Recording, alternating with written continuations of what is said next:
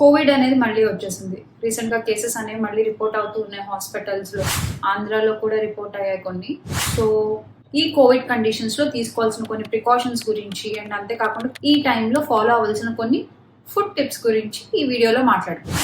Covid కండిషన్స్‌లో first follow అవ్వాల్సిన point వచ్చేసి ప్రెగ్నెంట్ లేడీస్ కానీ లేదంటే 60 ఇయర్స్ అబోవ్ ఉన్న వాళ్ళు, క్రోనిక్ రెస్పిరేటరీ డిజార్డర్స్‌తో సఫర్ అవుతున్న వాళ్ళు బయటికి రాకుండా మాక్సిమం ఇంట్లోనే ఉండేటట్టు చూసుకోవాలి. ఈ టైంలో మనం ఎప్పుడైనా బయటికి వెళ్ళినా లేదంటే ఇంట్లో ఉన్నప్పుడైనా సరే బయట నుంచి వచ్చిన థింగ్స్ పట్టుకున్నప్పుడు ఫ్రీక్వెంట్ గా హ్యాండ్స్ వాష్ చేసుకోవడం, శానిటైజ్ చేసుకోవడం అండ్ తినే ముందు హ్యాండ్ వాష్ అనేది మస్ట్ అండ్ ఎక్కువ క్రౌడ్ ఉన్న ఏరియాస్ లో, బస్ స్టాండ్స్ లో కానీ, రైల్వే స్టేషన్స్ లో కానీ, లేదంటే ఏదైనా ఫంక్షన్స్ లో ఇట్లాంటి వాటిలో మాస్క్ పెట్టుకోవడం లాంటివి చేయాలి.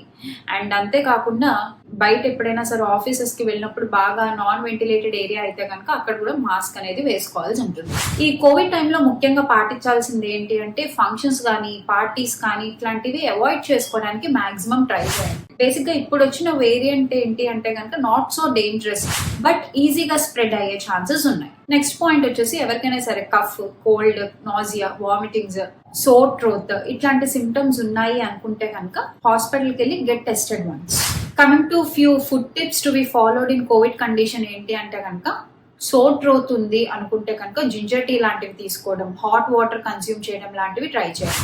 అండ్ ఇమ్యూనిటీ బూస్టింగ్ కోసం డైలీ సిట్రస్ ఫ్రూట్స్ కానీ, సిట్రస్ జ్యూసెస్ కానీ కన్స్యూమ్ చేయడానికి ట్రై చేయండి.